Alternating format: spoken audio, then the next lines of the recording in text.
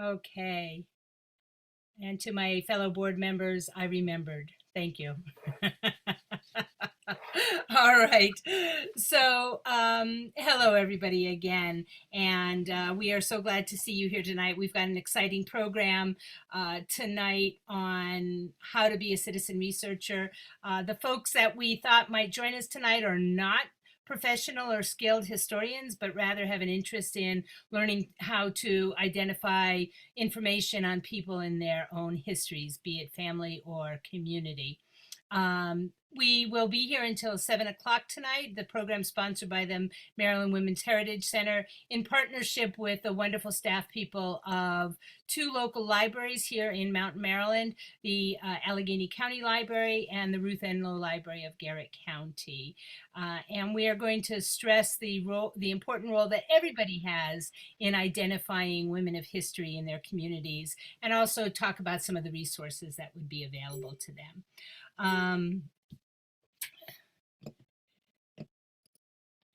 We just a little bit of an overview of how tonight is going to run. We'll start with a introduction from our executive director, Diana Bailey. We will introduce our resource folks, and then we will share with you two examples of women of history. We'll end the evening with some opportunities for discussing questions, concerns, comments, other resources that maybe we hadn't talked about, next steps, and any other questions and answers. We do have some goals for tonight that we wanted to share, and these are the program goals. We do want to stress the importance and the need for citizen researchers, identify some of the challenges about learning about women of history, offer some practical skill-based information and resources, elevate our local libraries here in Mountain, Maryland, as well as the Maryland Women's Heritage Center, promote the history of Mountain, Maryland, although we do believe this information applies no matter where you're from. And we do have a kind of another goal of encouraging more Mountain, Maryland women to be nominated into the Maryland Women's Hall of Fame. So without any further ado, I'm going to turn it over and introduce you to Diana Bailey, who is the Executive Director of the Maryland Women's Heritage Center. Diana.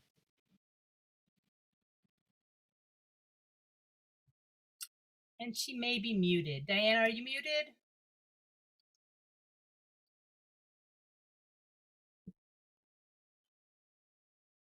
I can step in for it, Judy. Okay, thank you. Thank you, Amy. Hi, everyone. I'm Amy Rosencrantz. I am the secretary for the executive board of the Maryland Women's Heritage, and we are incredibly excited this evening to be partnering with all of you guys out there in Mountain, Maryland. Maryland Women's Heritage Center is a 501(c) organization, and we are dedicated to making sure that the stories of women past, present, and future are recorded and people learn about them. We have programs that we do all over the state, including, as you can see here on the screen, our home, which is in Baltimore City at 333 North Charles Street, which is the old Baltimore Women's Industrial Exchange. And as an aside, for those of you out in Hagerstown, I just recently discovered as a citizen researcher that there was a Hagerstown Women's Industrial Exchange, and I would love to know more about that and the connections to the one that we're researching in Baltimore. We at the Maryland Women's Heritage Center really rely upon citizen researchers in getting most of our mission accomplished. We just over the past couple of years have really been working to celebrate the 100th anniversary of the 19th Amendment. And it was citizen researchers who did all of the volunteer research that allowed us to document the Maryland women who participated in that fight. And you can see here on the screen that we were very lucky and proud to have a Pomeroy marker on the National Votes for Women Trail placed last summer in Garrett County. So we place a lot of emphasis on citizen researchers, and we're very happy to be partnering with you guys out there in Mountain, Maryland. So thanks for joining us. Thank you, Amy. I appreciate you stepping in. And I'd like to introduce to you now Allison Klein from the Allegany County Library. She'll talk a little bit about her institution. Amy, Allie.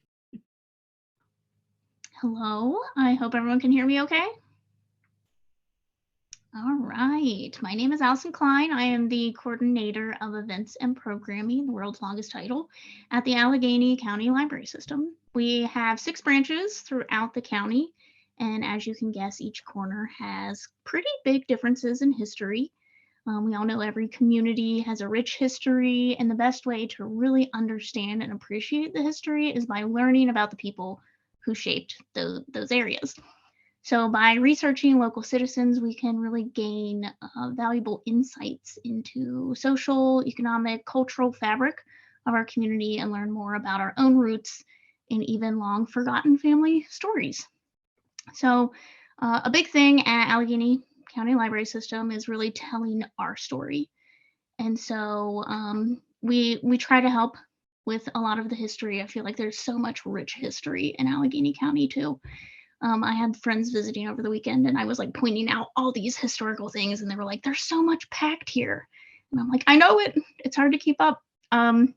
So really a really great starting point when it comes to a lot of the resources that we have is online. We have a ton of online resources and we do share a lot with Garrett County as well. We have Ancestry, Heritage Quest. We have the Western Maryland Historical Library, which we call Wilbur. And these all offer an extensive collection of historical documents, including census records, military records, newspaper articles, photographs. We've made these really easy to find on our website too. So if you go to our website, it's a like big blue button that says online resources, and at the top it has choosing genealogy and history from the top, and it gives you all of our great resources that we have. So I'm not even going to be able to touch on all of them because we have so many great ones. But yeah, a lot of them can be accessed even just with a library card, and thankfully it's really easy to get a library card.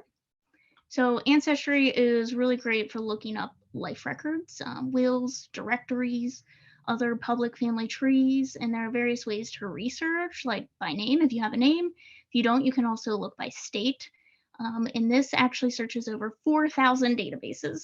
Now, it can be a little overwhelming to look at 4,000 databases when you're searching something. So I personally think Heritage Quest is a really great starting point, especially if you're trying to look for something a little more localized and US specific. It is powered by Ancestry, so it looks very similar. So if you get comfortable on Heritage Quest, you can always pop one over and you'll be very comfortable there. So I think it works as a pretty great beginning point. And then we have the Western Maryland Historical Library, which is all about Western Maryland history. And it is actually, I think one of the top links on there right now is about women's suffrage in Western Maryland. So that's really great. If you're interested after, pop one over, check it out. But it has different curated time period collections with documents and photos and articles. So you can kind of fall into a little bit of a hole sometimes on there, just like finding more and more stuff. So that's just some of our online stuff. We have even more in the libraries as well. So if you ever pop into any of our libraries, some of them do have special areas and collections.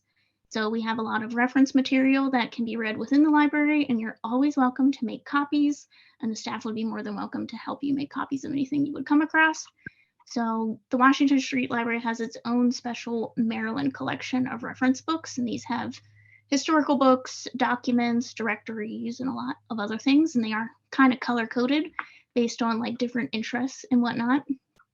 The Georges Creek, their meeting room is actually full of artifacts. It's like a mini museum in there, and a lot of it does really pertain to the Lonacone area, which is full of its own rich history. And then Frostburg also has a room full of historical documents and books that you can pursue at your own leisure. And then if we don't have something, we can probably look it up and request it from all over the state with our interlibrary loan system. Sometimes these do require a little bit of a fee, but usually not too much. And then when we have historical events and programs, we try to record them and make them available on our YouTube channel. That's way anyone who couldn't make it during that time could always check out that information. And then I think the last thing I'll mention for Allegheny County is that we do reference people to the Genealogical Society, which is run out of Allegheny College of Maryland. And they do often have volunteers who will help in researching, and you can always make a quick appointment there. But those are just some of the things. I don't think I can fully touch on everything in a condensed manner, but I think it's a great starting point for anyone interested in getting started.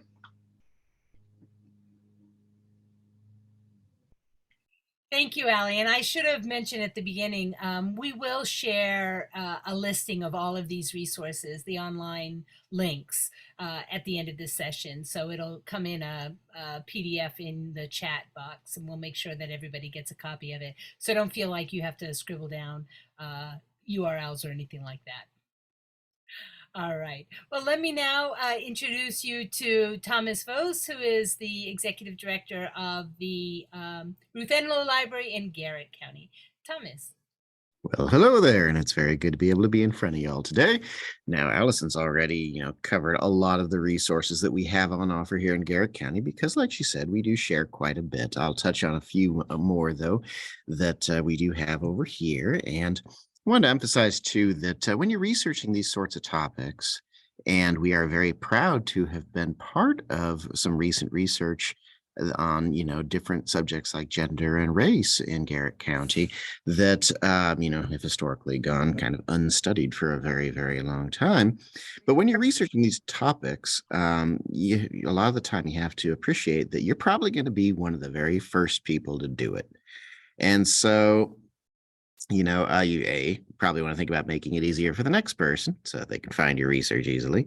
But B, not everything is online. You can't expect somebody to have found this stuff and put it online for you to search. It's you're going to have to do some legwork most of the time. We have a lot of great stuff at the library, family books, but there are a lot of online resources, and I'll cover them here on this slide here. We do have a genealogy and local history page in which all these are linked. We're very proud that we digitized the entirety of the Garrett County Republican, which is the paper of record in the area. We partnered with the state on that one and with the Internet Archive. It's hosted there. So we have everything. I seem to have a bit of an echo here. But we have everything up until from 1877 to 2016. But, I'm not going to lie, there are some gaps because there were some gaps in our microfilm. They were digitized off microfilm, and some of the issues were missing when they came out. So we have everything we can, but you're still going to find some gaps here and there, and we do our best to help fix those too down the road. We also have the Glade Star, which is a local history publication that's put out by the Historical Society here in Garrett County. And it's done on a quarterly basis. And we have everything from 1941 to 2014 digitized and again on Internet Archive. And that is all searchable, same as the Republican. It's got OCR, optical character recognition applied to the files so that the computer's looking to see where there's letters and you can search them. And it does a good job mostly in the newer stuff and maybe not so good in the older stuff, which sometimes has big chunks taken out of it and weird fonts and all that. So, but it is searchable and it is available to you right now. And then a couple other websites worth mentioning that I like to direct folks to. Now, we do have Ancestry Access, just like Allegheny County does. And they are very, very good. There's another one for those who can't necessarily access it. It's called familysearch.org, and it is another good site. I don't think it's as good as Ancestry, but it is very good when it comes to genealogical research. It's maintained by the Church of Latter-day Saints. So you wanted to make sure folks knew about that. And then there's Find a Grave, which is a really great site where they try to collect grave information on cemeteries all throughout the country and across the world, really. And so there's a lot of good material in there. But again, not everything's been done here in Garrett County, and I'm sure in Allegheny too. There are a bunch of little grave sites, little graveyards scattered here and there all throughout in the rural areas, and it's real hit or miss as to whether that stuff's there. But again, think to yourself, though, that, I am blazing a trail for future generations when you're doing this research. And again, not everything is online. You will have to probably come by one of these days and see some of the stuff in our vertical files, clippings from there from different publications, flyers from events that took place a long ago, brochures. We have a lot of that sort of thing in our vertical file. We also have a lot of books that are especially family histories. If you're doing genealogy, there a lot of the work might have been done for you. So for instance, if you are looking for something on the Ashby family, we have a book that was written a while back that somebody did a lot of that work already. And so you can take a look through that and see what's been written. My family has a book on it. It was written back in 1932 and my grandfather was 9. And so he's listed in there. But again, you can take advantage of when folks have done this already and build off that, but you can't expect that to necessarily be digitized. So, and also one other thing to mention, not everything that is online is findable. There's what's called the deep web, which isn't anything, well, it can be, nefarious, but the deep web really refers to things that aren't indexed by search engines. And so that includes stuff that is proprietary. You'll have databases that pay good money to, like ancestry stuff. They pay good money to get access to all these different resources, but they're not indexed in a search engine. So if you search for something on Google, the stuff that's in Ancestry isn't going to pop up. That's part of what's called the deep web. You have to use their mechanisms to find it. So, so again, there's a lot more out there than you're going to find on Google. We can help you find it. We can help you get started. We have a lot of good folks. So does Allegany County. And happy to answer any questions on what we have. And thank you very much. Thank you, Thomas. And of course, if you're not from Mountain, Maryland, you're joining us from some other part of the state. This would apply for your local library too. We'd encourage you to check with your local library. One of the things that we thought might be interesting and helpful tonight is if we gave you some examples of some of the women in Mountain, Maryland that we researched and how we researched them and what kinds of resources that we use. And so let me introduce to you Sherry Snyder from Allegany County, and she will talk a little bit about one of the very special women that she learned about. Sherry. Thank you, Judy. Can you hear me? Okay, good. Well, first of all, thank you to Allie and to Thomas. I learned some new things. I'm all excited to begin using them. So thank you so much. And good evening to everyone that chose to participate with us tonight. We're delighted to have you with us. My name is Sherry Snyder. As Judy said, I live in Frostburg, and I'm a longtime faculty member at Allegheny College of Maryland, newly retired, but I'm still teaching part-time. I'm also a new board member with the Maryland Women's Heritage Center, joining Judy, Garrett County, and then myself from Allegany County to really represent Mountain, Maryland. So it's exciting to be part of that. I'm very excited to be part of the workshop for a number of reasons. First of all, I am a lover of history. Although my career, I'm a social worker, I was also a history major in college. And as a mother of 4 kids, I drugged them all around the United States to go to historical sites and national parks. And they'd be yelling for Go-Kart World and for Six Flags. And it's like, no, we go to historical sites and national parks. So it's deep in my soul. I'm particularly passionate about wanting to lift up the stories of ordinary folks, particularly women, whose stories often have not been told or they've been forgotten or buried. So that's where all this comes in. And the project that I'm going to mention tonight is one I started with my students at Allegany College. It was back in 2021, and as part of a small grant from Maryland Humanities Council. The approach that we use is what I call clues and crumbs, because as Thomas pointed out, there was just very little that we could at least put our fingers on initially around Allegheny County women involved in suffrage. That's from like the turn of the century to about 1921. So clues and crumbs was our approach. And we were being inexperienced. We Googled, we had some websites. Al Feldstein pointed me to Wilbur. And we had some articles that we found online, but it was really clues and crumbs. And it was, it's kind of like what was it? Hansel and Gretel, following the crumbs.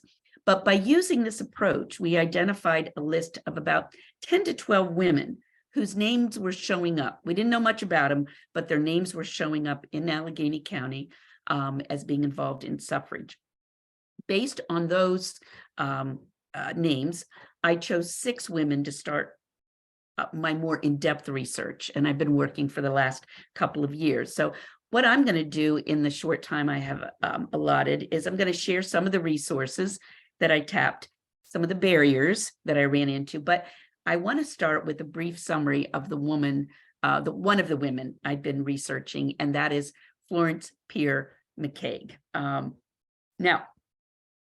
in 1880, she married Merwin McCaig. Now, Merwin was a prominent industrialist, very, very, very well known. Florence herself came from a fairly prominent family.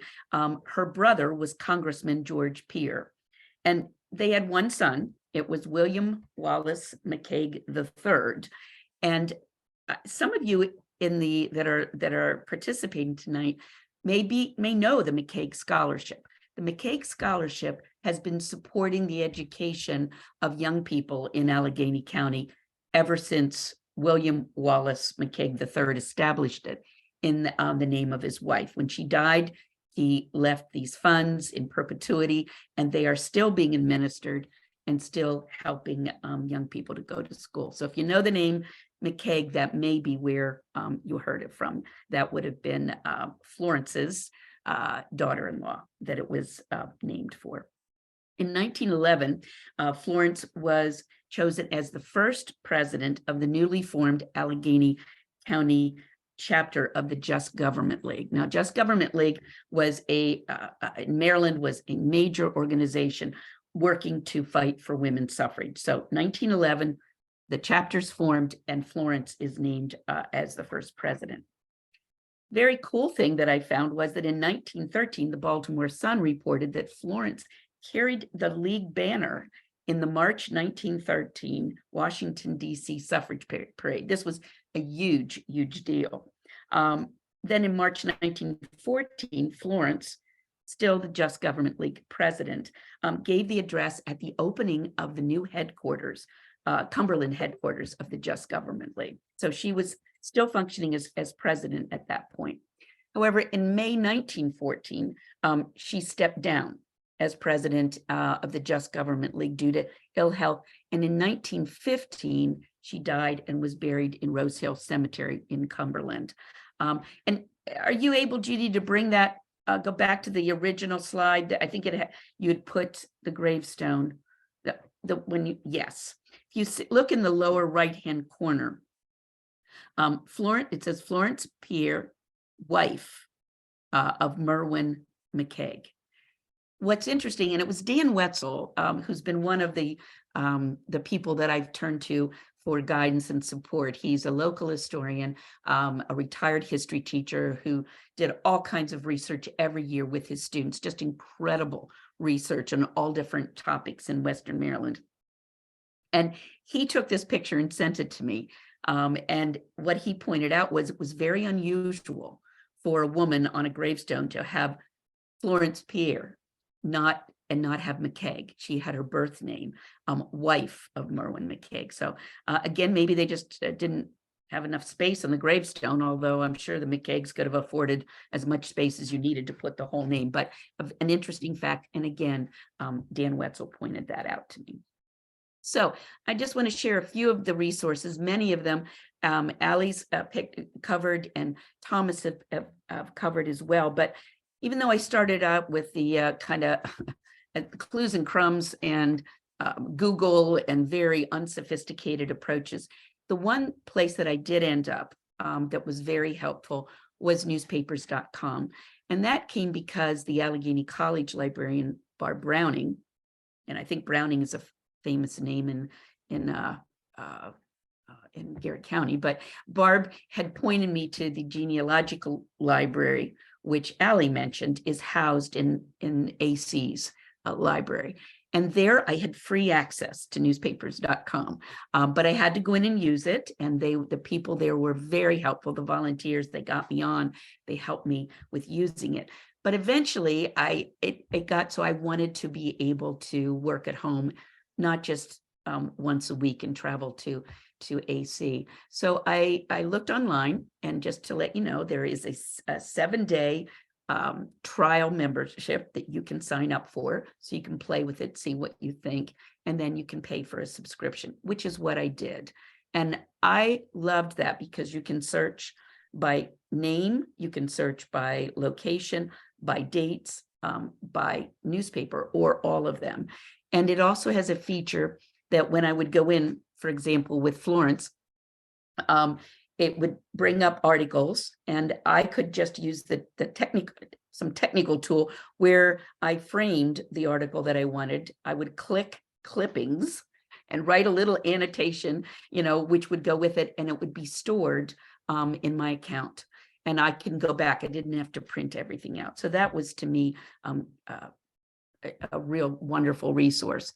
When I talked to Barb Browning just the other day, she said the Allegheny Library now subscribes to newspapers.com, not just the genealogical library that you'd have to go in when they're there, but the college does. However, only those people that have an Allegheny email, students, faculty, and staff, can use it online. However, you can go into the regular library, which is open a vast number of hours, and you can access newspapers.com for free. So I just thought that was important to point out. That's a new addition at the college. A couple of other sources that were very helpful were people. I mentioned Dan Wetzel, Al Feldstein, another local historian who contributed a great deal to Wilbur, to the Allegheny County Women, and also Michael Mudge. Michael Mudge annotated a diary of, I believe her name's Priscilla McCaig. That was the mother of Florence's husband. And it didn't say anything about Florence because it didn't cover the time when Florence was in the family, but it did give a incredible flavor for the family and the wealth and the businesses, of course, which Florence married into. So people, I highly recommend seek out those folks in your community that already are doing the work, and maybe not around your topic. In fact, Dan Wetzel said to me, Sherry, nobody's been working on this. He dove into it. He got so intrigued, and he wrote a wonderful article about the organizational structures around women's suffrage in Allegheny County, which mentions some of the women. I'm focusing more on the women themselves. The only other thing to mention about resources is what Thomas said, legwork. I went into the Frostburg Museum, and Liz Eshelman and her volunteers there showed me the vertical files. They showed me the minutes from the Women's Civic Club. Now, it was that didn't help me with Florence because she was in Cumberland, but I was looking for Frostburg women as well. And the Women's Civic Club minutes, I was hoping would lead me to some. So the Frostburg Museum, any local museums will be great. The Allegany County Museum, Vic Resendes was wonderful and met with me to help me as well. I did a few other things, such as I wrote a letter to the editor and just said, help. Anybody know anything about these women? Let me know. We held an artifact day at Allegheny College in the library, inviting people to bring anything in about women's suffrage, not just about the women that we were looking for, anything. And we had a wonderful new digital machine that could digitize whatever they brought in, so they didn't have to leave it with us. And then the last thing I'm doing recently, I'm still continuing to use all the other resources, but I contacted one of the women with the current Women's Civic Association in Cumberland. Mary Shrout, actually Vic Resendez put me on to her. And she's going to help me see if buried in somebody's attic or in the basement of the Women's Civic Club might be some minutes or some letters, because 4 of the 6 women that I'm researching were also leaders in the Women's Civic Club of Cumberland, presidents, vice presidents. They were very, very active. So a lot of times it's talking to people I found that makes the difference. Talking to anyone and everyone that you possibly can. One last thing about barriers. The first major barrier was that women are not identified by their first name. So you have to search under their husband's name for the most part. So that was Mrs. Merwin McKeag. Florence occasionally listed for social occasions, but it's Mrs. Merwin McKeag. That means with a prominent man, what pops up is a lot of things about the husband that you have to sift through, and then a lot of things about the social life of the couple.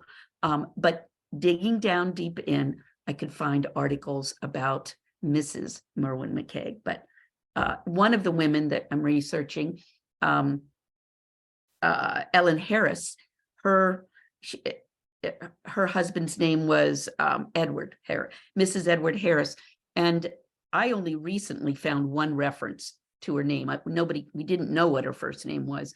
I found it as Ellen. I'd like to verify that with another source, but you might not even find the first name of the woman. The other barrier was that if a woman was not married to a prominent man in the community, there probably is less chance she's in the newspaper. Not completely, but there's many more articles about prominent women because they're of their husband. That means that women, middle class, working class, poor women, women of color, have a very hard time making it into the newspaper articles, such as newspaper.com. Means you have to dig even more. So that's just a little bit from my point of view and from my perspective, really as a beginner in this. And I'm just going to turn to Thomas and to Allie to see if there's anything you would like to clarify that I said or add to or suggest to me in addition to the wonderful resources that you mentioned. Anything? I mentioned a couple things in chat there, but apart from that, like you said, it's crumbs and it's fun. It's like being a detective. And well, I guess another thing worth mentioning is when you're looking at census records, they tend to get grouped under head of household, and that's typically the man. So that's something else to keep on the lookout for. Widows' pensions are also a good resource for that sort of thing in military records. Excellent. And I just pulled up the chat. I wasn't looking at that while I was talking, but some great suggestions. So thank you. Thank Thomas, you very much. for the sake of the recording, could you mention about the wild card one? I think that's an excellent. Oh, sure. Well, again, back in the day, spelling wasn't quite where it is now. It really didn't get standardized until the 18th century. And even then there was a lot of back and forth about it. And literacy, of course, wasn't anywhere near what it is now until, early 20th century. So spelling varies widely. And so it can go all over the place, especially the further back you go. For instance, my last name is Vose. You go far enough back and starts getting into V-A-U-X, V-A-U-C-E, all sorts of things. So you have to keep an eye out for that. And so if you're having trouble, you can try using wildcards, which are characters that they're usually an asterisk that you insert into a term, which can find instances that have alternate spelling. So for instance, the example I used in chat is Albert and Elbert. I have an ancestor named Elbert, but sometimes he's called Albert. And so the asterisk L-B-E-R-T will find both. So Um, yeah, and Thank Excellent. Judy, do you want to, we might be running short of time. Do you want to wait to see Yeah. if the audience has, participants have any suggestions until after you do yours? They can do it, then share I'll after do one yours more as well. example, and then we'll turn it over to the audience Okay. for their thoughts Okay.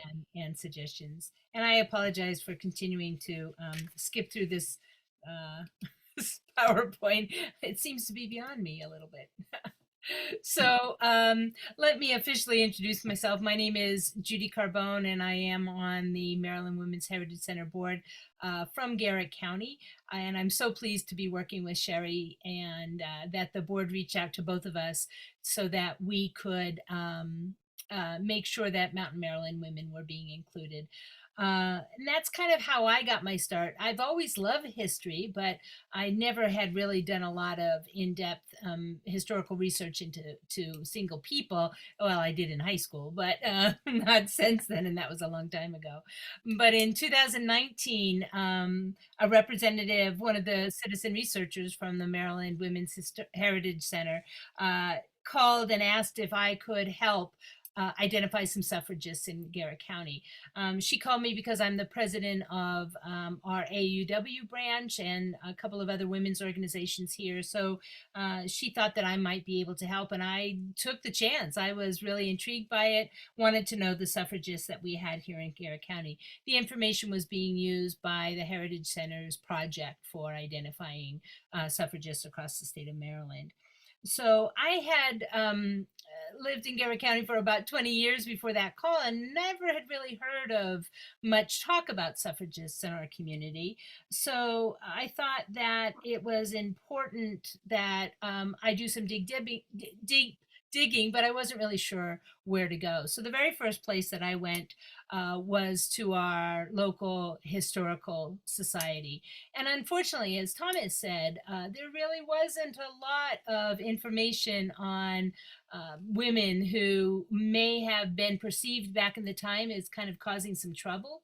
So there wasn't really a lot of information. As a matter of fact, at that time, although it's since changed, our historical society really only had two artifacts. One was an armband from suffrage, and one was a little porcelain figure. But they really had no records. So since I didn't really have specific names, I couldn't go to the library and start looking up names. I did what Sherry did, and I just started talking to people. I put the word out there that I was looking for suffragists. I even wrote a letter to the editor asking if anybody knew of family stories on suffrage, if they could please let me know. And slowly but surely, I started to get people coming back to me and saying, oh yeah, I think we have a suffragist in our family. Skip to the end, I was able to identify several people, but probably my favorite story was Lillian. Her nickname was Tay Morris Sinsel. And that came because I was able to connect with her great granddaughter, and those of you from Garrett County know her well, Mary McEwen Sinsel McEwen, excuse me. And she said, you know, I've always heard of these stories of my great grandmother, and I've always wanted to research, but things have just been too busy for me. So I think I'd like to start that now. And she invited me, and I really consider this to be an honor, to come into the archives of her family's paper, which had been in Garrett County for 150 years by then. And we looked hand by hand, turning pages of newspapers that are 100 years old from the Republican, which, as Thomas says, is our local newspaper. And we started looking in the years around 1914, which was the year that the suffragists came to Garrett County and marched all through our county for 2 weeks, talking to who they called the farmer folk. And I was with Mary when she found out some pertinent facts about her great grandmother, which turned into a passion for her. She wrote some monologues and some stories about her great grandmother and performed them in a Chautauqua-like setting, also at our AUW monologues before she passed away last November. I'm also happy to say that that research led to naming Tay as a member of our Garrett County Women's Hall of Fame, which she was was inducted this past Saturday, along with her great-granddaughter. So it was a really touching day. But the the stories that we found with mostly Mary did a lot of work, and I just helped push her along a little bit, was that Tay, she was from Kingwood. She summered here in Mountain Lake Park and participated in, those of you from Mountain, Maryland know what Chautauqua is. It was quite a summer festival in the time of, at that time in Victorian era in Mountain Lake Park. She was wooed for 5 years from a young man named B.H. Sinsel, who was the editor of our Republican newspaper, and they eventually would have 5 children.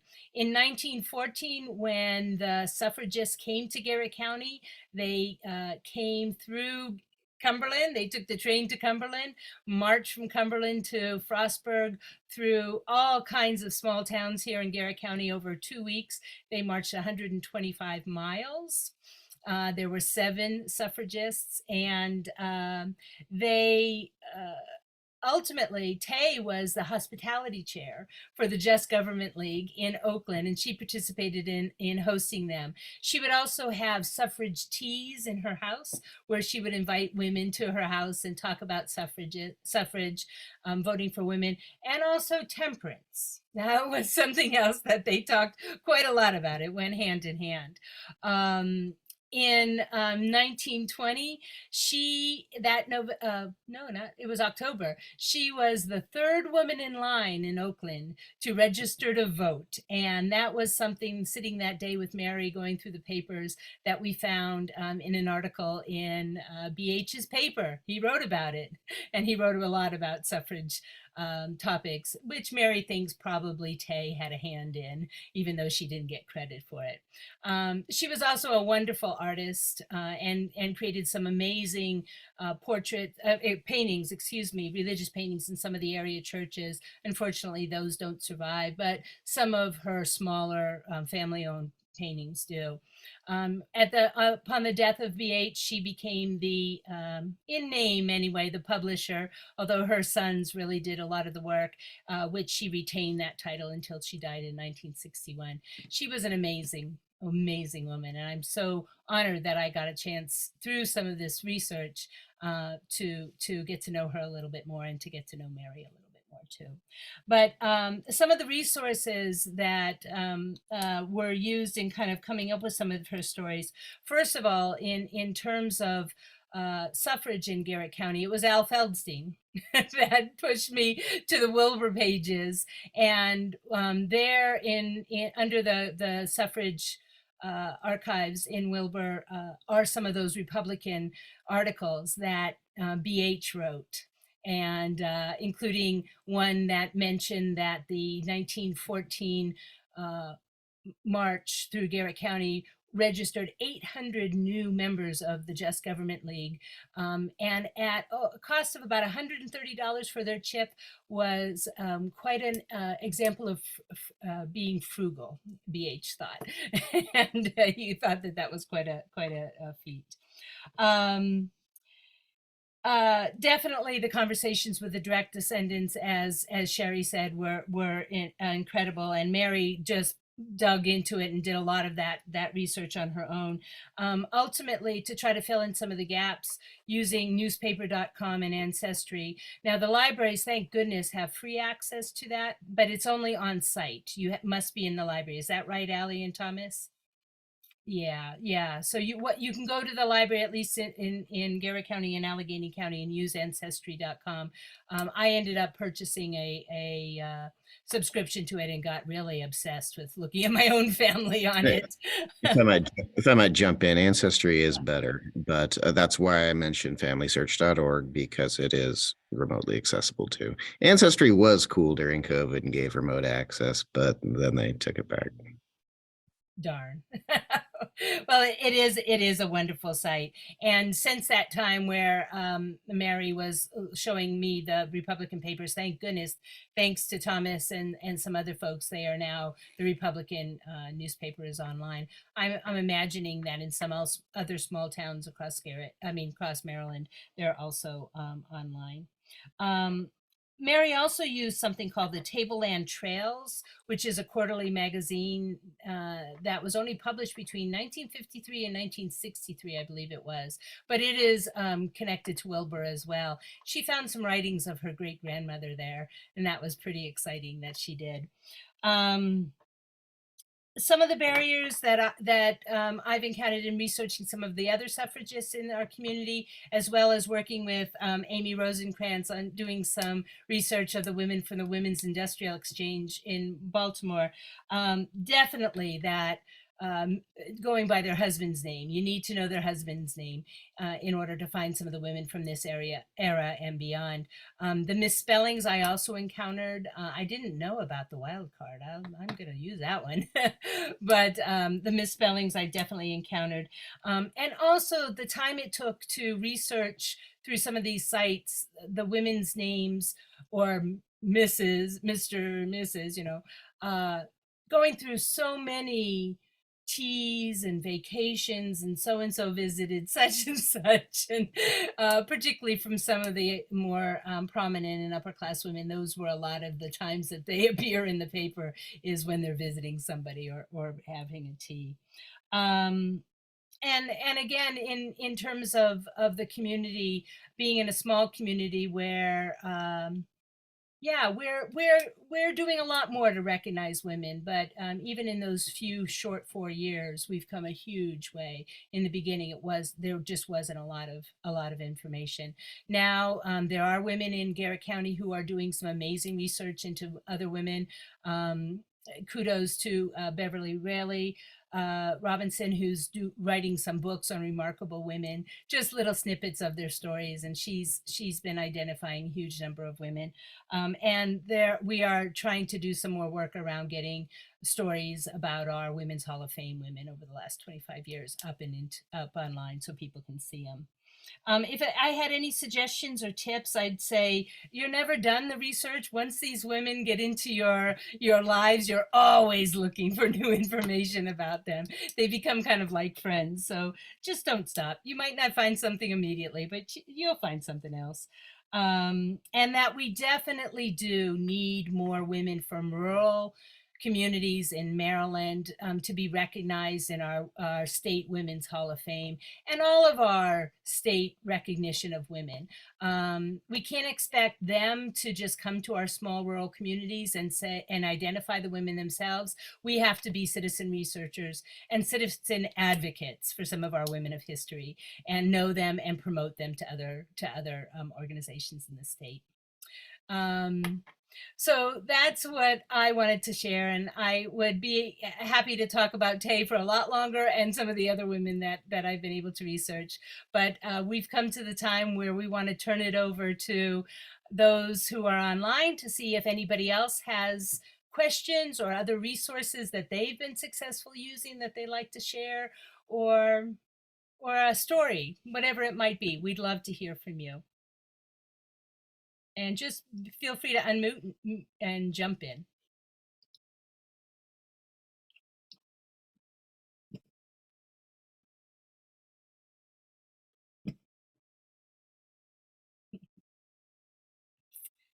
Judy, I'd also, if there's anyone that has an interest in working on researching women in Garrett County, Allegany County, or whatever, I certainly would love to hear from anyone that would be interested in doing it, and no experience necessary. So just if anyone has any interest, to please let us know.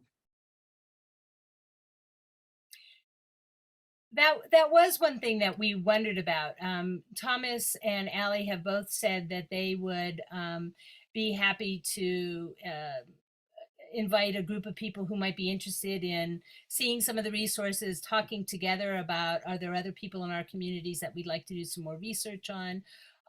We could meet at the libraries and do some discussion. I would personally love that. To echo what Sherry's saying, please do let us know, because we'd be happy to work on setting some of those up. That's what we're here for. And the other thing, No, go ahead. Go ahead, I was just Judy. going to say, I did just put the handout with some of the resources from tonight in the chat box. If for some reason somebody can't download it or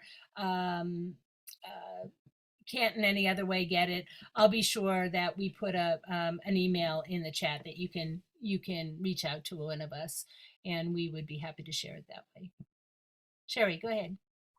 Well, when I was putting out a call for anybody interested in working on this, and Vic Resendez gave me some names that he knew through the museum, one woman contacted me and she said, Sherry, I'm not interested in doing research, but I know down the road you'd like to do a walking tour, you know, or a walking map of women involved in suffrage in Allegheny County, or a driving map, whatever. And she said, I'd be more than glad to work with you. I'm good at graphics. I'm good at, so research is one aspect, but there's other ways of putting together, or a booklet, or a reenactment. The Chautauquas that you do are phenomenal. So there's other ways of reaching people once we have the research to make sure that it's shared, as opposed to, Thomas made a really good point. We want to make sure it's available for future people, but my purpose is to actually have it be part of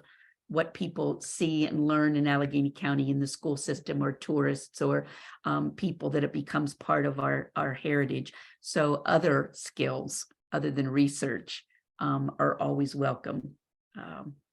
Yeah, and just to jump in, any research that anybody conducts on things having to do with Garrett County, or I'm sure Allegheny County, we would love to have a copy for posterity in the collection. Judy, I see in the chat that there is, Mary Naylor, are there names of women who need researched? I certainly have them in Allegheny County. I've only moved through, and I'm still not done with the first 6 that I'm working on. They need a lot more work, but I've got another 4 to 6 more. That's in Allegheny County. But Judy, what about in Garrett? Oh, absolutely. Definitely there are names. One of the projects that I'm going to be working on is Garrett County, our Hall of Fame women. We have about 25 years of Garrett County Hall of Fame. And we don't have information. Some of the information of why they were nominated has been lost a little bit. So we're going to try to get a standardized listing and description of all the women.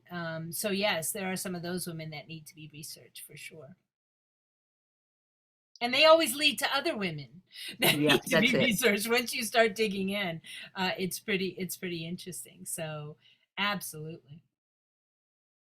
And I would just love to be able to identify working class women or women of color. I am sure that they were involved. I cannot, I know that maybe the more well-to-do women had the time and the money and the prompt, but women that were involved with the labor movement very much nationally were interested in suffrage. And in Allegheny County, the labor, the local labor council or whatever, we're a real ally for suffrage. And the women marched in their parade at the front, and some of their husbands were. So I would just, anyone that would ever be able to help me dig into finding those women who were not prominent to get their name in the paper, but there's other sources through labor movements, through factories, whatever, or women of color. That fascinates me. Renee. So Thomas mentioned adding what we find to the collection. Yes. So my question is, in my own research and in having photos, and I find that sometimes certain families die out, and I thought, wouldn't it be wonderful if you had like a Web 2.0 where people could put all their family research, and where you could search things like suffragettes. I don't see anything. The closest I find is the Wilbur, where it has all that information. It is vetted, but I think it would be kind of nice if there was,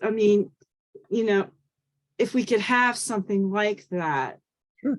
Well, I'm not done digitizing things first off. I'm trying to figure out what the next steps are going to be for that. And the Internet Archive has been a good resource for hosting this stuff. But the main issue with doing that is copyright. I can only scan the things that I have permission to scan. And, I was fortunate enough while Mary was still with us to work with her on the Republican digitization program, and we had a good relationship doing that. And I'm fortunate to work with the Historical Society here on their publications, which is why we're able to do the Glade Star. But if an author makes something, I can't just scan it. I'm talking about primary research, Mhm. primary photographs, primary stories. And there would say a family member that may have 200 descendants that I'm sure would love to have access to that. And so, across the board, if there's no one really to claim the copyright or that. Well, there's that too. Yeah, anything beyond what, to 1924? I think it might be earlier now. All right. There's a cutoff, but anything before a certain point is public domain. We can scan, whatever you like. So again, we're not done digitizing, but I see what you're getting at, about wanting to have more of a spot where this stuff can be housed and searched easily. Exactly. And part of the problem too is Wilbur is a very good resource. And that would be a good place to put this material. But the person in charge of Wilbur is, probably going to be retiring soon. And so we need to kind of think about what's going to be happening down the road with that. Hmm. So one thing you mentioned about digitizing, I was in Boston. Well, it was pre-COVID, probably right before. I was doing family research there, and they mentioned family search, and they were saying all their documents that they had in it was actually in Salem, Mhm. that they were digitizing everything, which was just absolutely fantastic, and it was going on family search. So it's just phenomenal to know that was in the works to have everything there. It was just a huge building of early history. So I think that they may be getting towards completion of that. It is a very solid resource and great for using for this sort of thing. It's always good to know though that it is, created for its church's purpose, and just have that in the back of your head. Yeah. Gosh, I look like a ghost. My white. It's all. Well, are there any other questions or comments or good resources that you've found in using some of your research, doing some of your research? Well, if not, then right on time. Right on. 7:30. Thank you to everyone. And I know some of the names I recognize in doing your own personal research on women in our community, Lilia. So if there's anything we can do to help you and support you, please don't hesitate to let us know. And also, please take some time to visit the Maryland Women's Heritage Center's page for its resources and events. Sherry mentioned, for example, a walking tour of Allegany. The Maryland Women's Heritage Center has a wonderful map of suffragists all across the state, in all the counties, and some other really good resources. And if you're in Baltimore, take some time to stop by the building on North Charles Street and look at some of the women artists that are being displayed in the window. Or this month, I think Amy is the Women's Industrial Exchange resources. So please do take time to visit. Judy, I think the Ballots and Beyond podcasts are also on Maryland Women Heritage Center, and they're phenomenal. I just really, I'm sure they're available other places, but I know under suffrage, there's a drop down under Maryland Women's Heritage Center. I'm pretty sure Ballot and Beyond podcasts, which are quite wonderful. And there is one on one of the women for Garrett County women that I researched, Catherine Sweet, who was in the the Baltimore Sun saying if she couldn't vote, she was leaving Garrett County, and boy, she did. And then also one on General Edna Latimer that I recorded, who was the general of the Garrett County 1914 March. So thank you, Sherry, for mentioning those. There are some amazing suffragist podcasts there. Amy, is there anything on behalf of the Women's Heritage Center that you want to close us out with? I just want to say thank you very much. This was really informative, and I'm excited to meet some new citizen researchers because all of your research can be put into your biographies on our website, where if you visit our website, you will see we have many biographies of women across the state, and we'd love to add to the ones that we have from Mountain, Maryland. So thank you guys very, very much, and I hope to see you again soon. Thank you. Thank you to Thank you. everybody. Good night. Thank you.